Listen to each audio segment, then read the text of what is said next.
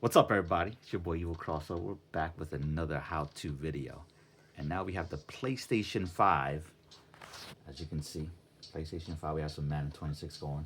But we do have the Turtle Beach Recon 70 headset. So if you just got this headset, and no matter what color it is, so don't go crazy if it says Nintendo Switch, if it has a black and green, if it has red and black, blue and white, whatever color it is. If it's a Recon 70 headset, it'll plug into your controller. So don't mind that. So we're going to use this on the PlayStation 5 controller. And it's going to be simple as that. Recon 70 plugged in right into the controller, right in there. Boom, you plug it right into the controller. And now the audio is going through the headset. As you can tell, you can't hear anything.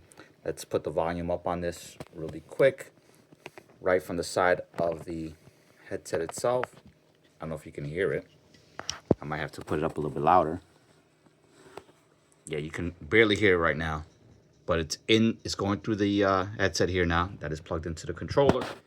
As you can tell, you don't hear anything coming out of the screen itself. But if I unplug it, boom, you hear it there.